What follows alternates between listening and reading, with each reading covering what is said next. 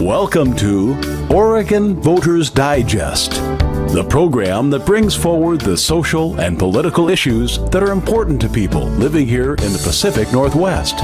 And now, your host, Bruce Broussard. Welcome again, folks. By George, we've got quite a show. I mean, we're gonna just jump right in. You know, this is community television, as you know, and the fact of the matter is, we got this new form of government in there, and we got the national election for president, and we got a lot of things going on right now. In all due respect, here within the state of Oregon, they've sent out the ballots. They've got the voters' manuals. They got all kinds of things are happening right now.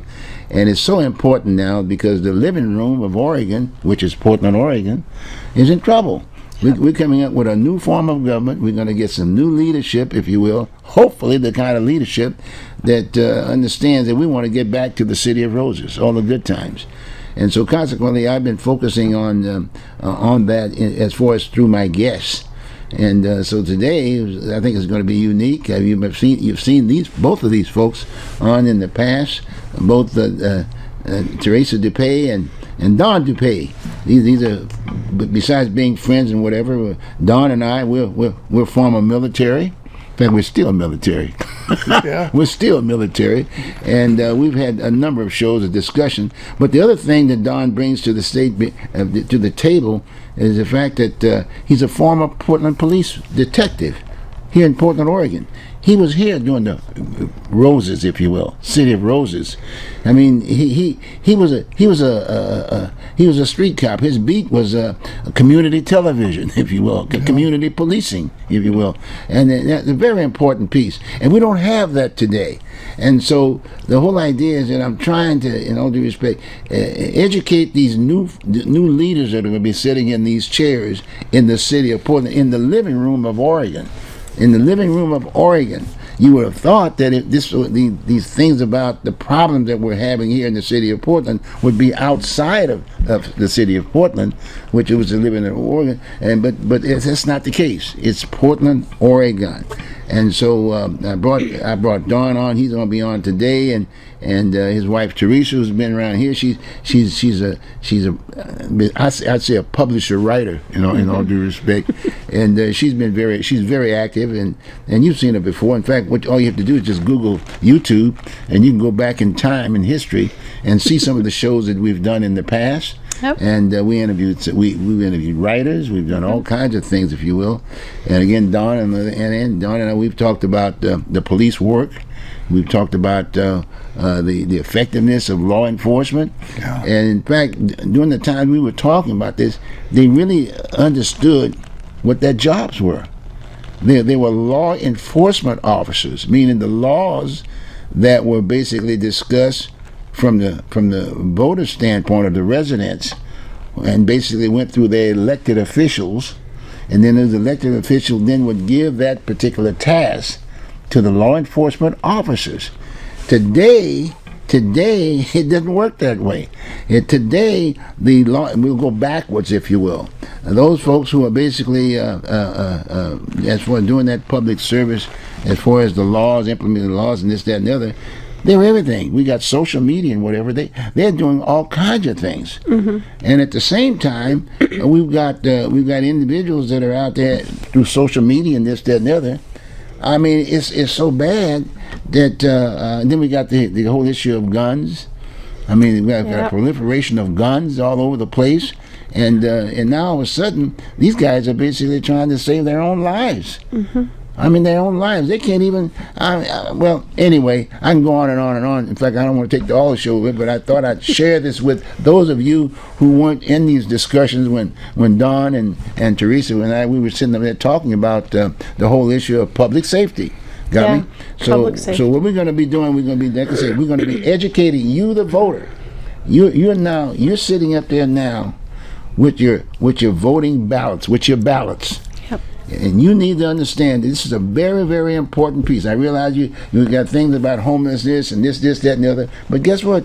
We had those problems solved in many ways with reference to the public service, if you will, with our law enforcement situation, because they were out there doing community policing kind of a situation, and they had clean areas. Let's put it this way. But the bottom line, we want to educate you before you vote. As you're voting, well, I want to make it very clear. That's what this shows. This is about public safety.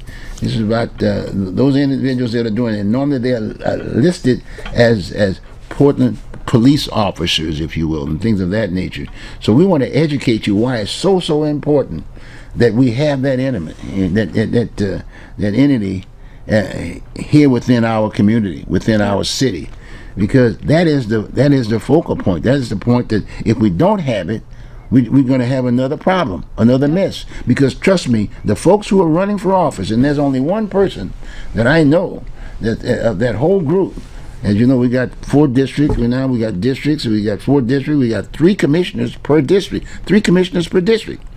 And there's only one person that can talk to the whole issue of Portland police or a police officer. There's only one Portland policeman that's running for office. Yep. Out of district number 4. But trust me, it's not going to be he's going to just be focusing on his job, if you will, in District 4. He's going to have to communicate to all of the commissioners throughout the city. Mm-hmm. So he's going to be a busy person. And that's going to be his job, if you will, to educate these folks. Well, we want to help them out. First off, he got to get elected. Yep.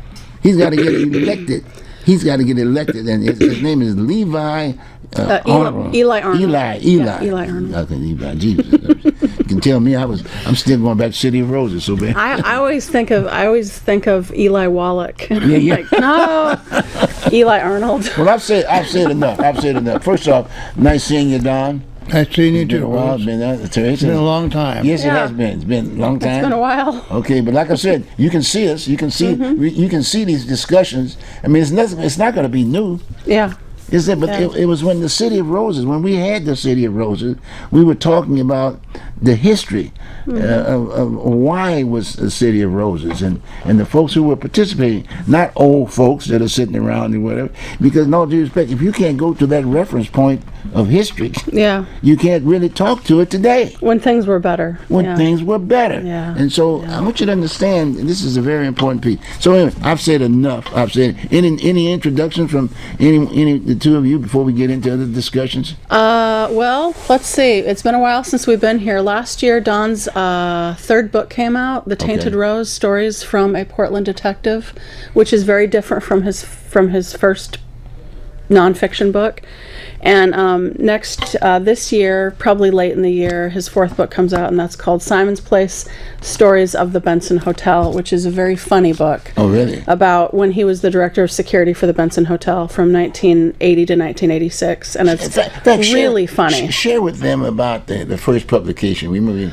So his first book was published in 2015, Behind the Badge in River City. That was a good one. That was a Portland police memoir, and that was about his little over 17 years with the Portland Police Bureau as a street cop and a police detective. Mm-hmm. He resigned in 1978 under a doctor's order. He had a lot of health issues due to the stress of the job. And so that was his first book. His second book was Frank's Revenge. That was published in 2018. His 3rd book was published last year, The Tainted Rose, and the 4th book comes out this year, Simon's Place. There was also a 2nd edition of Behind the Badge that was published in 2016, where we added an additional chapter, an additional story, some more photos, etc.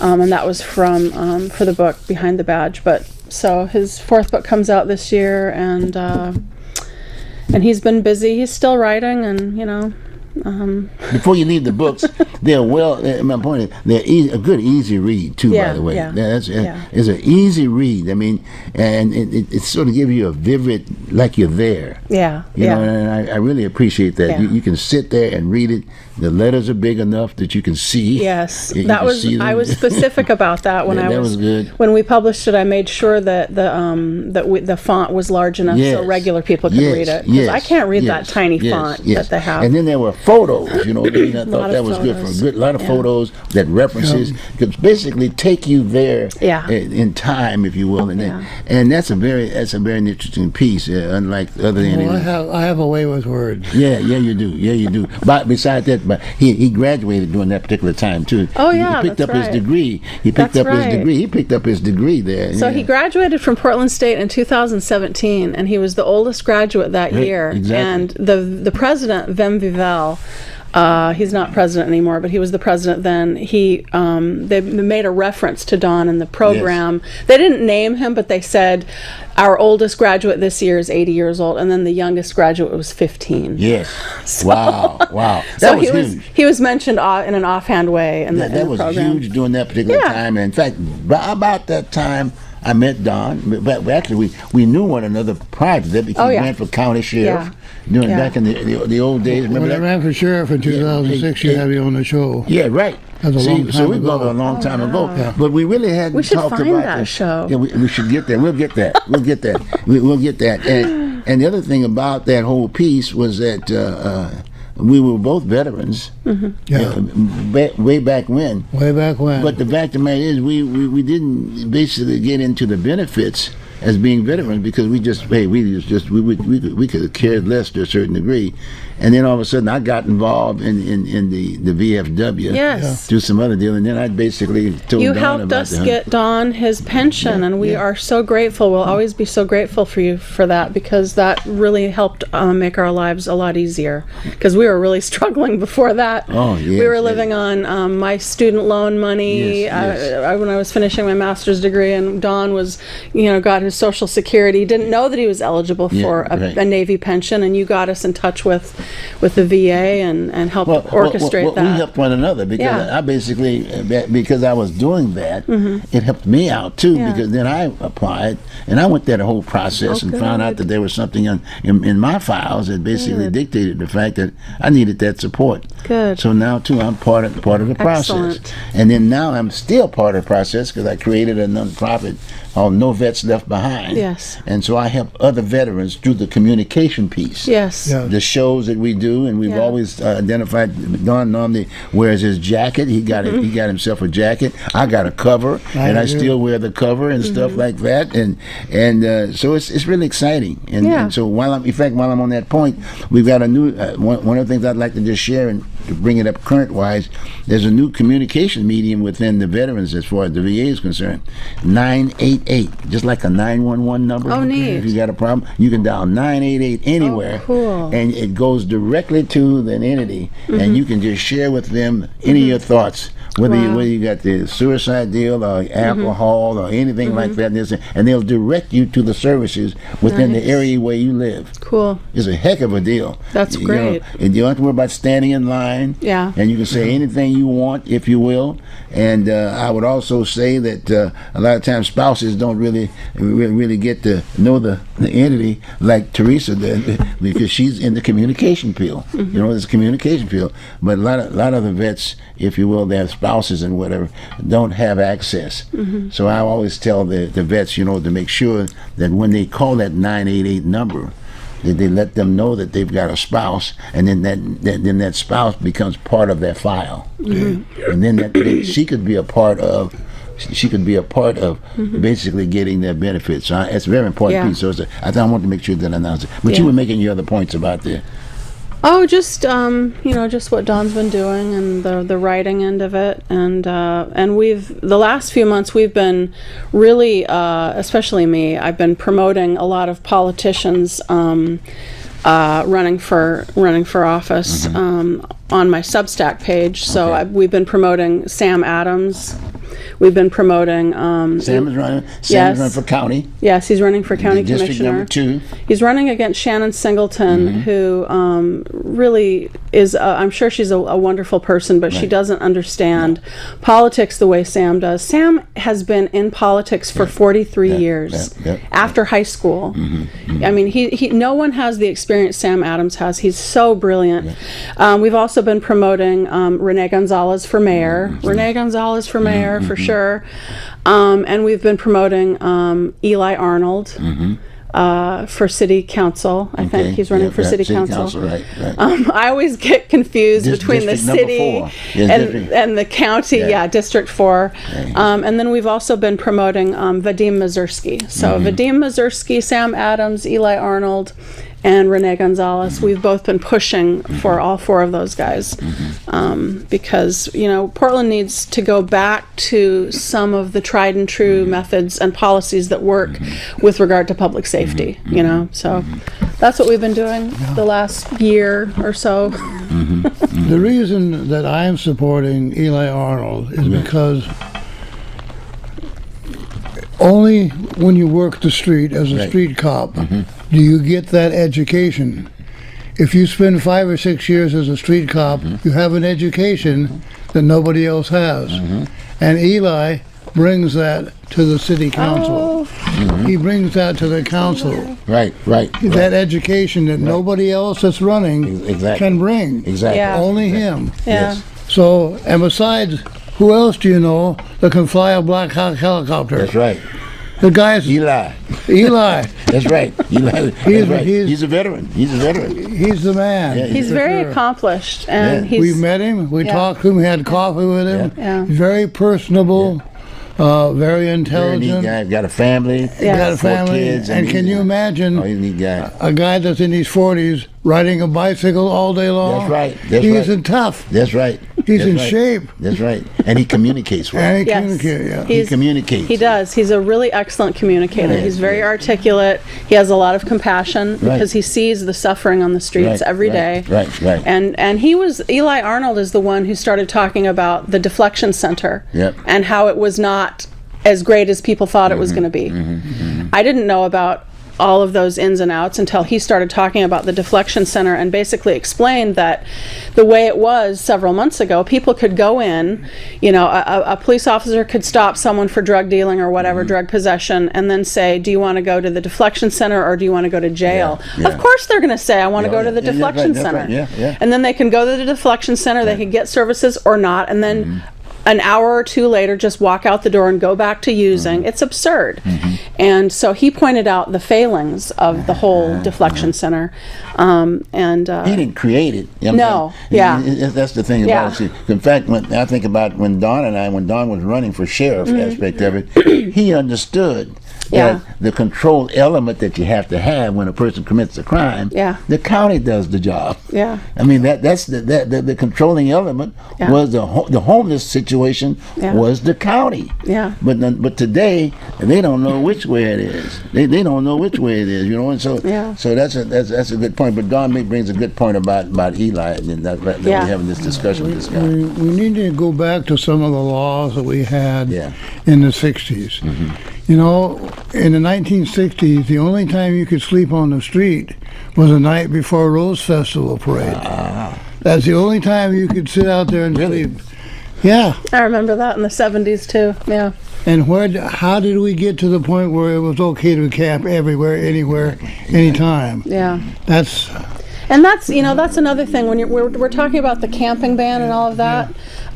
You know, when Ted Wheeler hired Sam Adams to be his senior policy advisor, that's when things started to really improve. You know, Sam Adams is just such a smart person, and we really need him.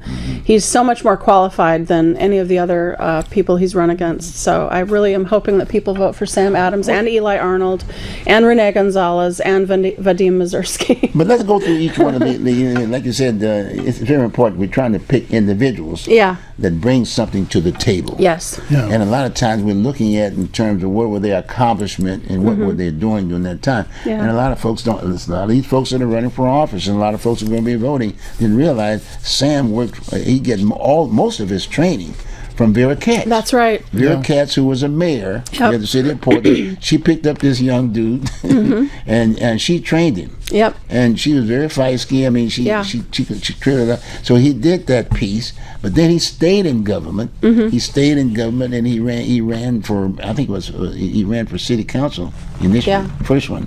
The first time he ran for city council, and then he ran for mayor. Yeah. And so he's got all of that experience on his belt, and even when he was under Wheeler and this, that, and the other, and he was working on these different. But the bottom line is that he wasn't sitting in the seat to make the decisions. Right. Right.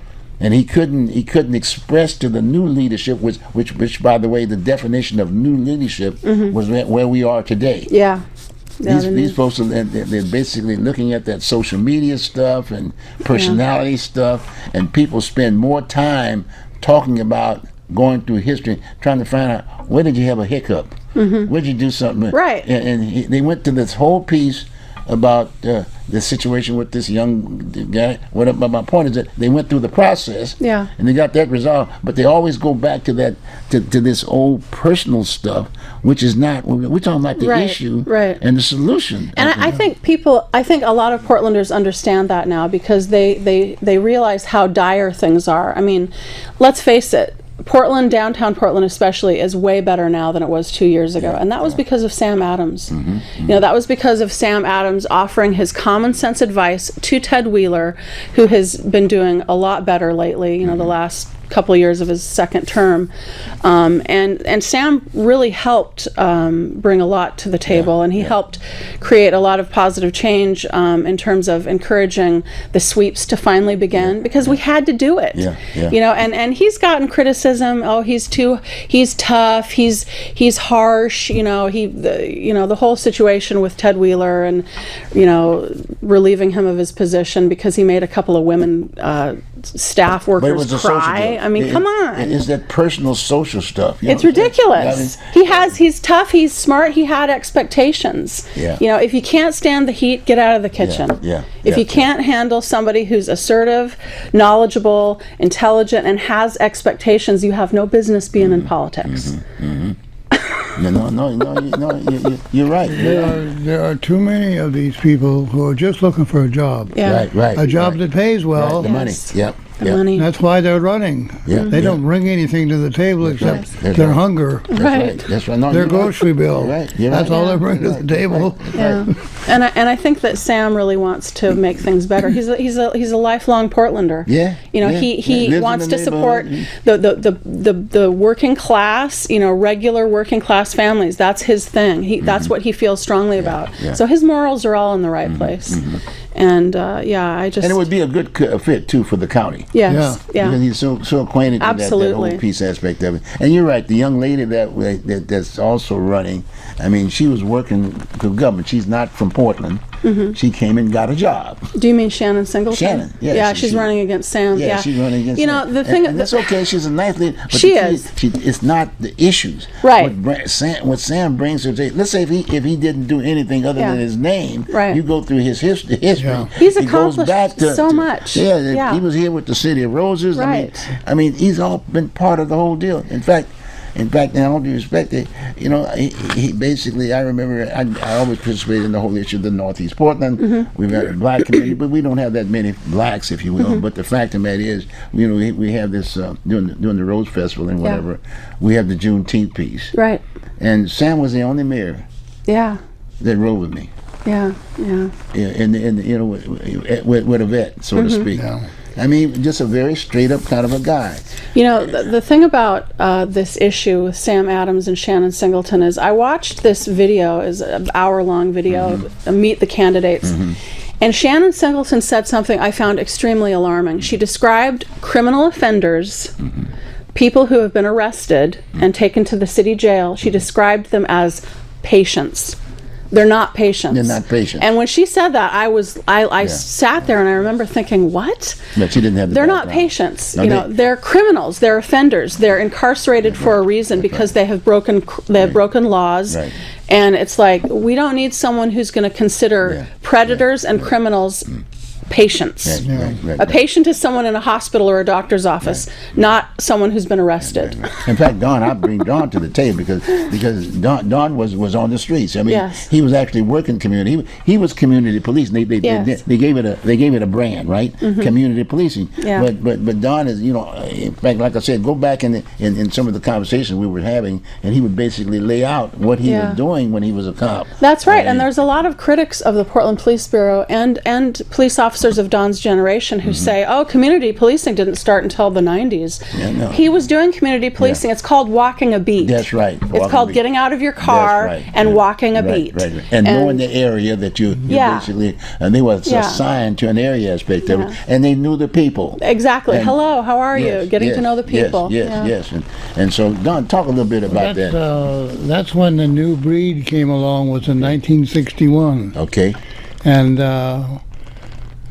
we went from where the way the police worked before was they answered calls. You call the cops, they'd show up, take care of the problem, and go back to the coffee, or go back to the reading, or go back to watching that traffic signal trying to get their next mover. But when we came on, we worked all night long. We didn't go to sleep at 3 o'clock in the morning when the bars closed.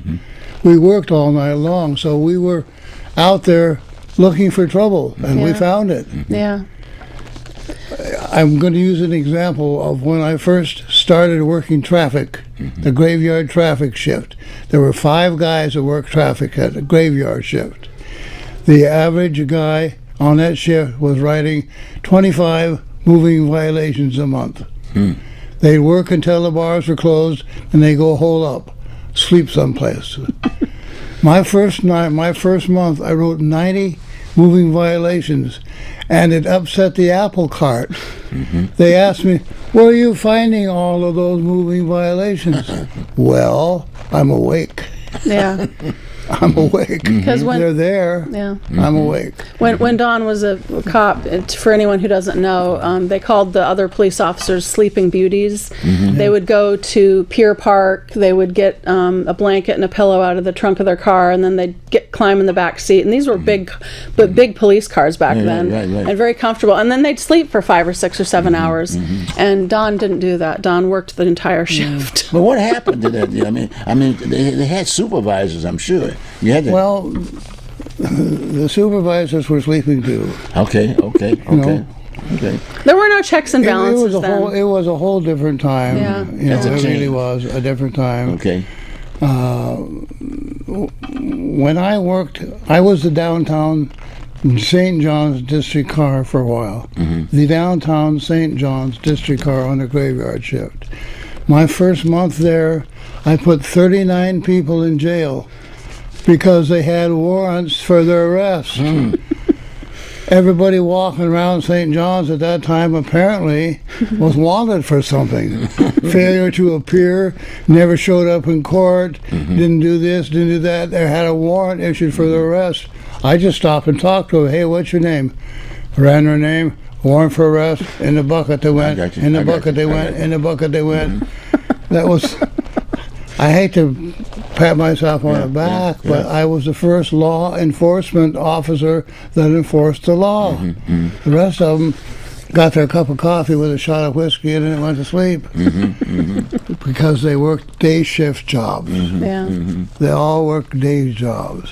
What about the weapons there? Because I know your background, so to speak, but from the standpoint of it wasn't about pulling the gun out and shoot first. You communicated. And they understood that. It was different. The people understood that. They didn't pull out guns and start shooting. There was a time when all of a sudden that came to the table. Well, in terms of police training, it really changed with the training of that one author. He wrote On Dying. Remember what's his name? Colonel Dave Grossman. Okay. Colonel Dave Grossman changed law enforcement training a lot, and he for the worse. He's absolutely awful. He's never been a police officer. He wrote this really famous book called On Killing. It's called On Killing. Dave Grossman, and he he's really coming under a lot of fire because he gives these crazy trainings where he really promotes this sense of paranoia and that it's okay to shoot first and ask questions later.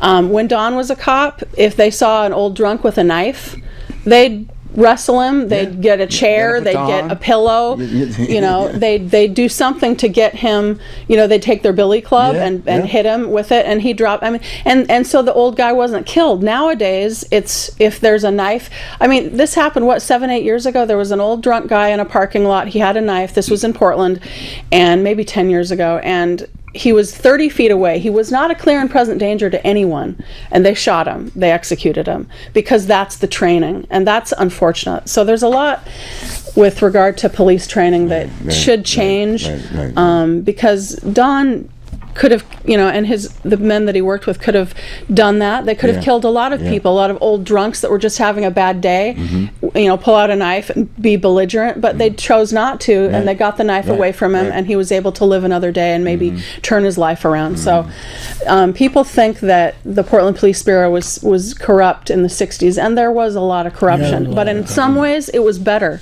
because they were not so quick to kill. It's just, police training is very complex.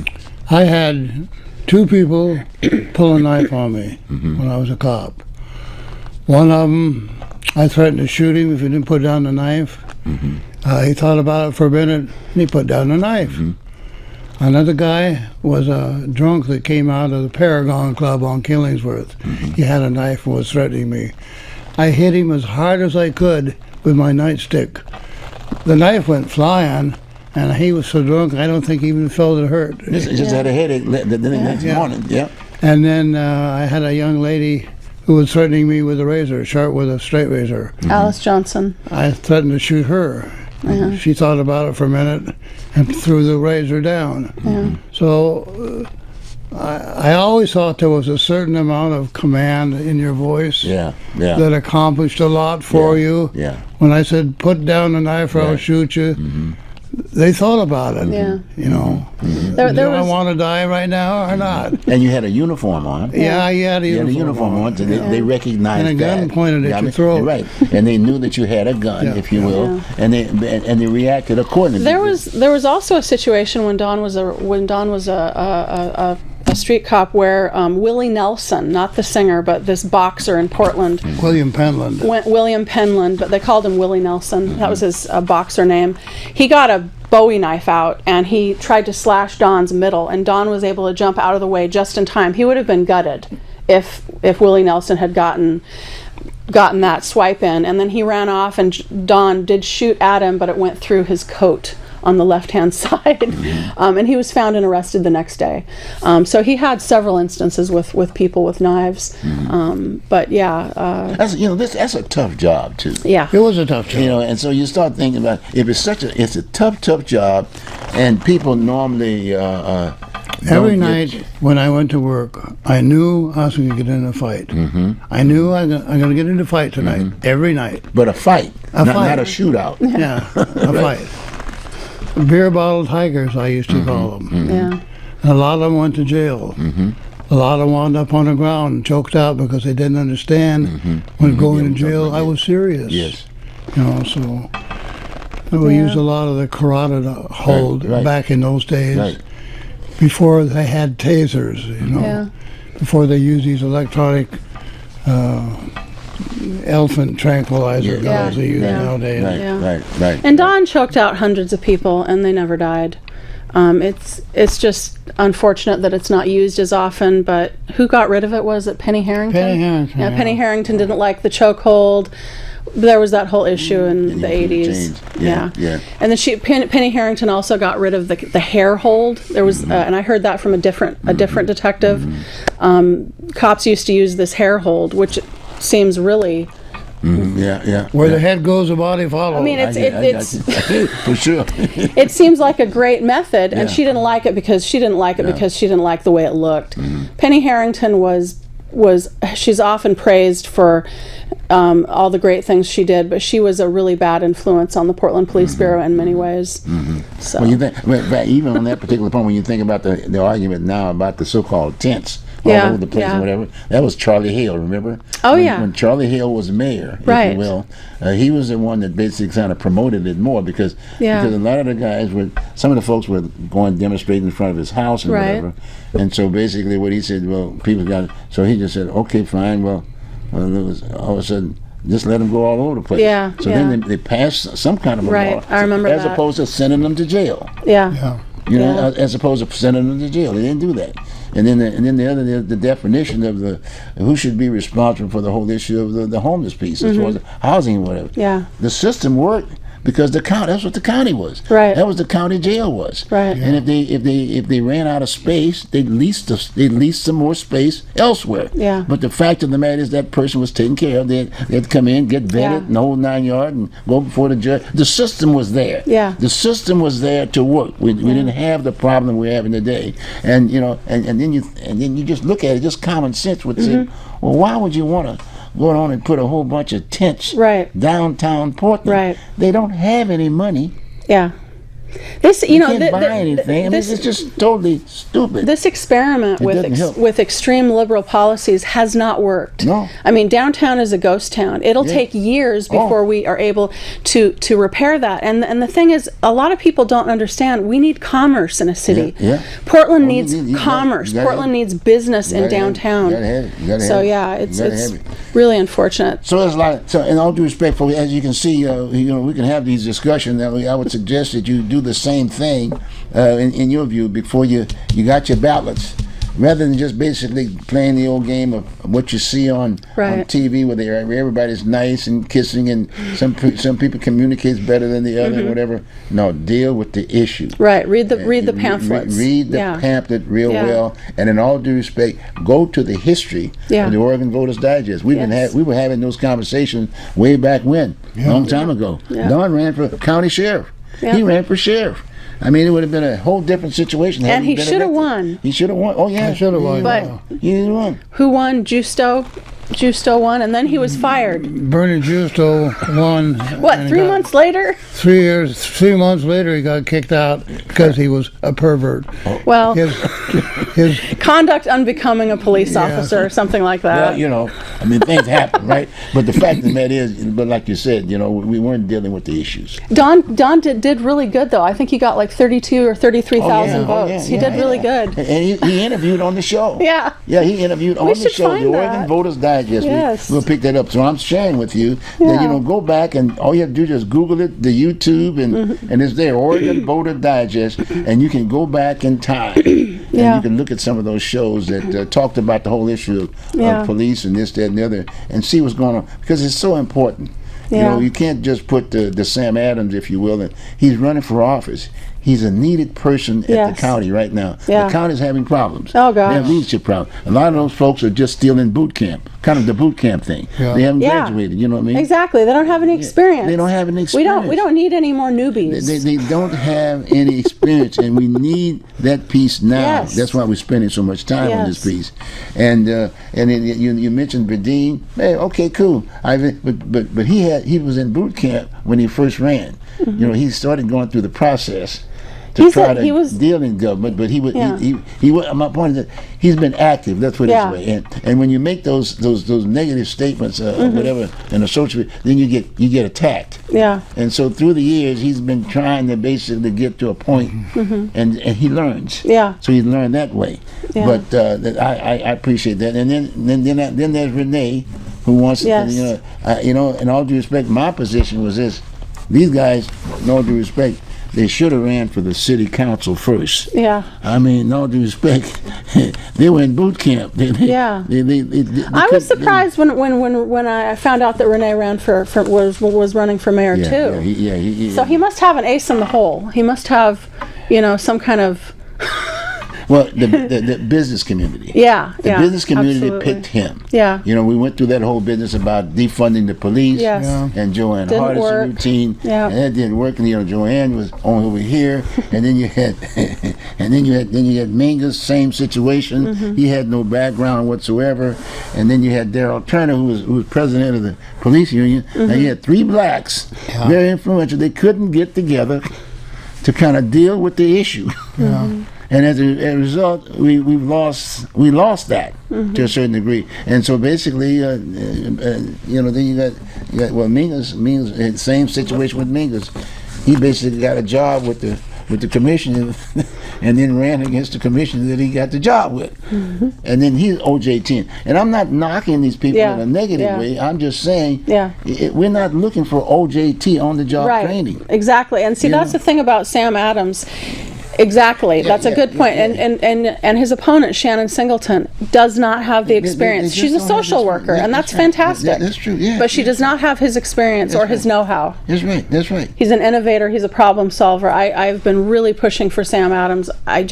I'm so hoping that he wins. Now, that was one of the things I was going to throw on the table, was that when Joanne was basically at the city council, she basically created this walk patrol, kind of like a big patrol. The Portland Patrol, the Portland Patrol aspect of it. What were they called? It was Portland Response. The response. But the bottom line is that again, these folks didn't wear uniforms. But it was a good place to but see, we already had it within the system with the Explorer Scouts. We used to have the auxiliary situation over here, that if a person could get in that kind of a deal, that to me was kind of like a boot camp, so to speak, because they were able to get the experience. But they didn't have any guns or this, that, and the other, but they worked very closely with police. They'd ride along and all kind of good stuff. Are you talking about the Portland Street Response? Yes. It did. They need to be disbanded immediately. And I'll tell you why. Right.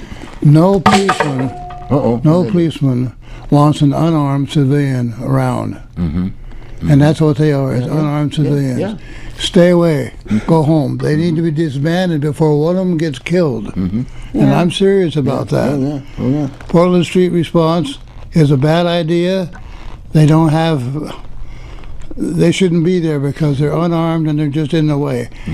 Many times on the street as a cop, the last thing I wanted was an unarmed civilian that I had to worry about too. I don't want to worry about you. Go home. You don't belong here. That's true. And that's why Renee has ignored them, because he's smart enough to know they are a distraction. They're a danger to themselves. They're a danger to themselves that they don't even realize, because a situation can turn from benign to deadly in a second. And there you are. And that's happened to me. I know from personal experience.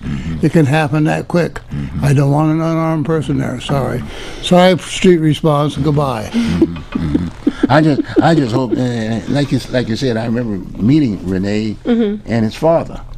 Okay, and he's a lawyer, so I figured the guy's got to be able to communicate. But his temperament, he has a little problem. He has a little side note. He gets a little excited at times. And you can't do that.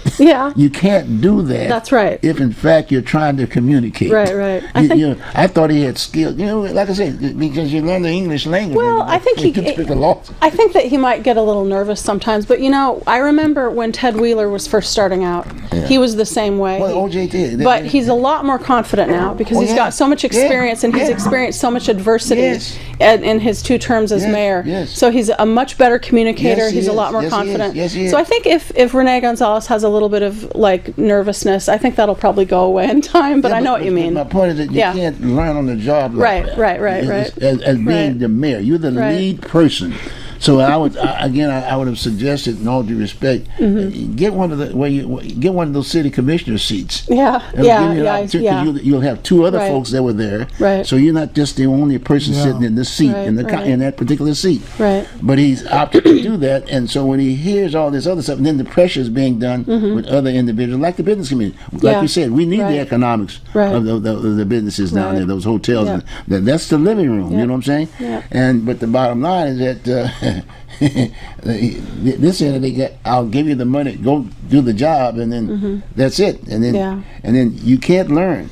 They all need good advisors, and I think Renee Gonzalez definitely needs some good advisors. I'm gonna give a little plug. Maybe I'm glad we're doing it this way. I'm giving a little plug to one of the other guys who was born and raised here, and I'm talking about Keith Wilson. Keith's a communicator. At least he's a businessman. And he's from the area. He's from St. John. He's from the St. John area aspect of it. I had the opportunity to meet with him.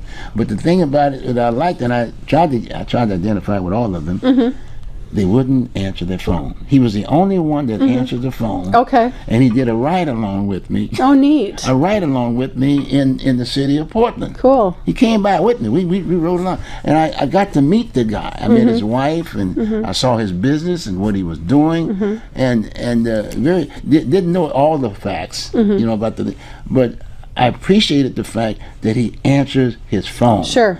I looked at the other guys. I called Renee, and I met Renee early on, trying to get him involved in some stuff. Right. But after a while, he wouldn't answer the phone. Wheeler would never answer his phone. He wouldn't. I mean, in all due respect, the first thing I would have done, if I had been in their positions, I would have said, everybody that was running for office, I tell you what, I'm going to get you on a temporary staffer. Because I want us to sit down and have a discussion of the issues. Yeah. But they never want. No one did that. Yeah. And so anyway, I'm just saying that hopefully it is between. Again, then the other thing is that then that's the application process, if you will, when you're running for office. Now they basically had two of the commissioners talked about their tickets and stuff. Well, that's if that's there, you need to disclose that on the front end. Don't let someone else bring the piece up to the table, because there's nowhere in the world she's going to be getting in there. I don't. The people just right on the table, and the way the media, how media, how social media get on you. Yeah. Oh, wait a minute, it might have been 1909 when you got those tickets, but hey, I can't trust you in 1909. It doesn't have anything to do. Well. And she might have learned something while she was there. She has to. She's working, right? Right. So anyway, that's another thing that I'm sharing with the viewing public about when you're looking at these folks. Read them, and then at the same time, do me a favor. Yeah. Pick up the phone and call them. Yeah. Call them. Yeah. And then another thing I would suggest is that for those who are running for mayor, maybe you ought to suggest the fact that you're going to have these commissioners. They have no background whatsoever, but you got 3 per district. But guess what? That's going to be a kind of it's going to be, what are they going to do? So tell them that what you want to suggest as a suggestion, that each commissioner, you would divide the district into 3 segments and have each one of those commissioners be identified with that particular area and go knock on each of those doors. Yeah. You know what I mean? Yeah. Do it that way. Same thing with police aspect of it. Get community policing, get the folks back on the beat, if you will. Got my point. But anyway, what do you think? Well, I think they're doing that more now, but there's a lot of people in the running. There's a lot of people running for these positions, and one of them is Steve Novick, and I just have to say this. Yes, Steve. Steve Novick, I hope, has learned his lesson not to be so arrogant, because I saw him when 2014 or 15 or something, we went to city council. It was when Charlie Hales was mayor. And we went to a city council meeting. We were trying to save the Lotus and the United Order of the Workman Temple. The Ancient Order of the United Workman Temple, that big, huge building. And there were a bunch of people. We came to the meeting, we spoke, and Steve Novick was so condescending, and I'll never forget that. He was so arrogant. I hope he's learned his lesson, because he lost hard to Chloe Udaly, and she wasn't much better.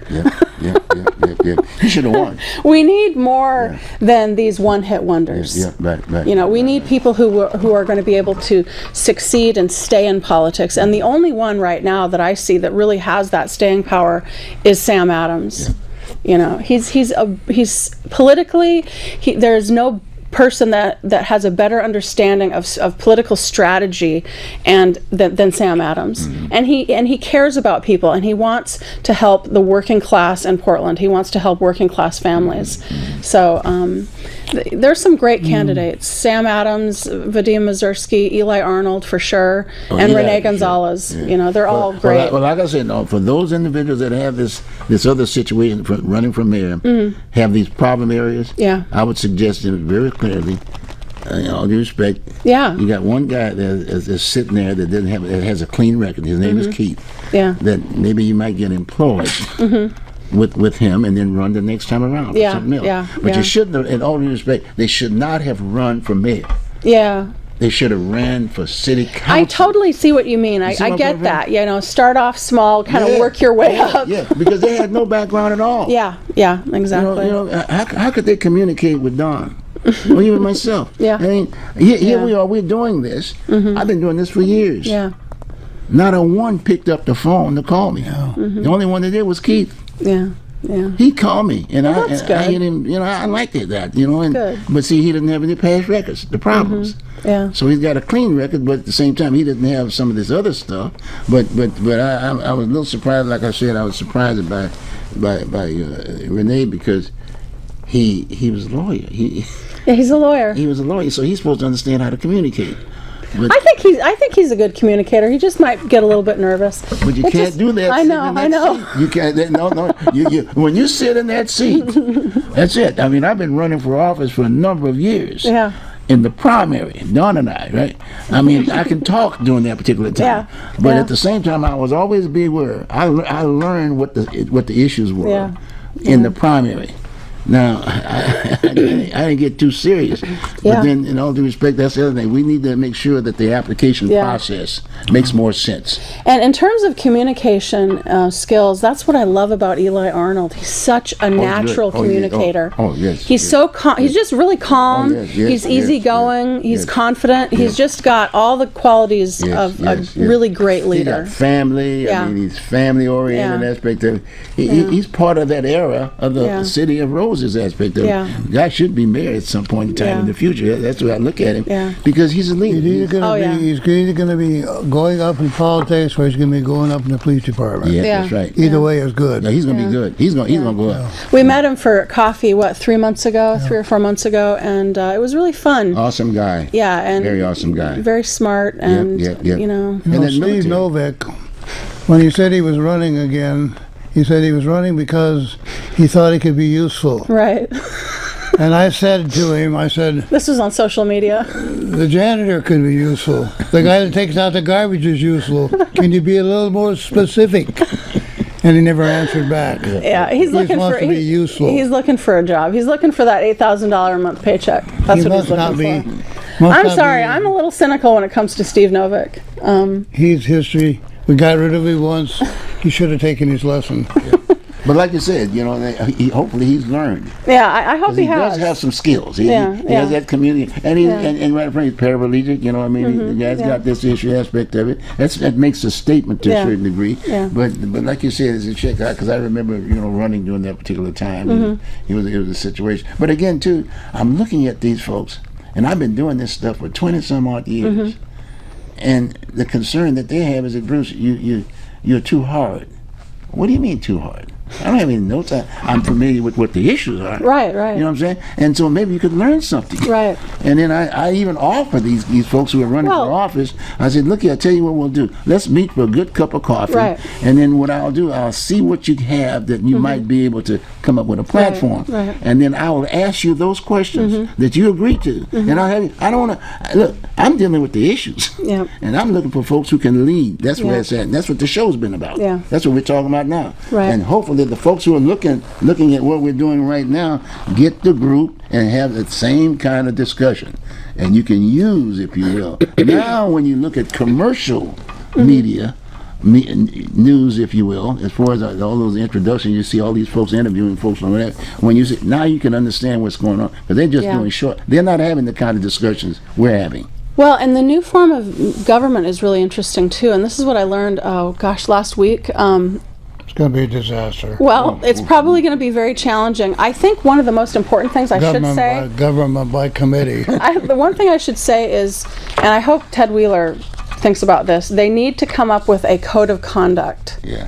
A code of conduct has to be written up before they start any meetings, because if there's not a code of conduct, some kind of a code of conduct written up, regarding how they communicate with each other, and right. it's going to be a disaster. Right, it's going to be right, people right. yelling and talking over each other and arguing. But the other thing is this voting, the voting by. That's right. So what I found out last week is if you don't want someone to place, you just basically pick the person you want. That's it. And you don't Represent. and you ignore the other candidates, because if you rank them, Right. if you rank all of them, You screw the person up. exactly. Yeah. So that's one thing. So you just, if you want someone to win, you just rank that one person, and you don't rank the others. That was not well thought out. It was not well exactly. thought out. I was really alarmed. Yeah. We can even have another session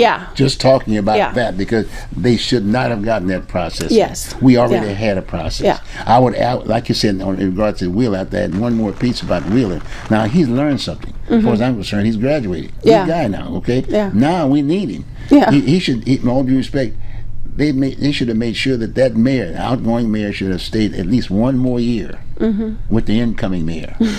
Be a part of the deal. Yeah. You know, just like you were saying. I think he's fed up. I think he's ready to retire. I think he wants a vacation. But now he's got a skill. Yeah. I mean, I remember seeing him from years ago when he was first in politics and then first mayor, the mayor for the first term. He was a lot more tentative. He's a lot more confident now. He's been through so much that he's learned. Had to learn something. Yeah. I mean, you lose your family. I mean, he's gone through a whole bunch of stuff. Yeah. Now he's graduated from boot camp. Right, exactly. Exactly. And all he has to do is come over here and see the first sergeant. We're right here. We'd be more than glad to see that. Yeah. Because I called him initially. I called him initially. Dawn and I, we talked about it. Well, didn't you have him on the show way back Oh, when? no, he wouldn't come on the show. Okay. Oh, no, he wouldn't come on the show. He would, typically like the rest. No, years ago, but when he was running for treasurer or something years ago. Or... Oh, yes, I did. Yeah, yes, that's sorry. For county. I'm sorry. Yeah. Yeah, he ran for county chair. Right, yes, right. I had the guy. That's right. We had a cup of coffee. I said, right. let me help you out. Right. And he had no background at all. And he was happy to be on the show. He was happy to be on the show. And then from that point on, he said, no way. Yeah. But anyway, I wish him luck. Yeah. I wish him luck, and I wish all of them luck, for that matter. But trust me, I'm not going anywhere. I'll be watching you. Yeah, absolutely. Dawn will be here. Right. Teresa's going to be here. Yeah. And so when you get in those seats, make sure you understand. Make sure you have a lane and you have a platform, and you will be focused. And I would suggest right up front with you, especially those city commissioners, i.e., work that deal out where each of you will get so many residents, and you walk that beat and find out who those folks are. Okay, got me? Hey, and then at the same time, you call this guy and you set up a committee where once a month you guys get together and understand the definition of community policing and have this guy be the chair of that group meeting. Yeah. That's what you need to do. And if you don't, I'm going to help you. I'm going to help you on that because we're gonna bring it out. So Dawn's going to be right there. You're going to be right there. We're going to talk about it. Hey, Bruce, can I plug my new book? Yes, you can. Yeah. Okay. Talk about the new book. We got about 2 minutes. So I have a book coming out in 2025. It's called We Learn to Live in the Castle. It's a book of 15 narrative personal essays about my life. Okay. It has some graphic content. And it has been blurbed by Tama Janowitz, who is the author of Slaves of New York, and she's a legend in New York. Big time, huh? Legendary New York writer, and she blurbed it, and her blurb is going to be on the front cover. You got a website or something that you can give them? Well, I'm on Substack, but if you can, people can just go to Google and put in Teresa Griffin Kennedy. That's my author name. One more time, do it again. Teresa Griffin Kennedy is my author name. And you talk a little bit more about the book. The book is called We Learn to Live in the Castle: Stories, and it's a book of just basically memoir essays, narrative essays about my life. But you've done a lot of other things with the books too. Oh yeah, I mean, you got restaurants. I like that was an interesting one. That was a good one. And I'm working on the second one. So I'm working on the sequel to that, and there are people that want me to write a third one, but it's like one thing at a time. I'm trying to get her to do when they drop the possums. Me and Dawn will do that one. Well, you're mentioned in detail in the restaurant book, the Lost Restaurants of Portland, Oregon, 2022. You're mentioned in that. Oh, thank you. With regard to the Burger Barn. Burger Barn. Yeah. Yeah, no one wants to talk about that, but it's good. Yeah, I did. That was one of the longer profiles. I did a lot of research on that. That was a very interesting piece. Well, this has been great, folks. Yeah, it's been good to see you again. Welcome aboard. Well, guess what? You're going to be coming back on very soon because we're going to try to take it through the election process, okay? Maybe we'll talk about national or something of that nature, okay? Yeah, absolutely. We'll do that this next time around. Okay. Don, you're looking great, buddy. Thank you. Keep hanging in there, okay? Teresa, you keep going. You're doing good for us. Norma, hi, honey. she's doing good too. Good. Without you two, we wouldn't be sitting here, That's right, Don? Okay. So make sure you take care of your family. You have a good one. We'll talk to you soon. Vote. Yes. Vote.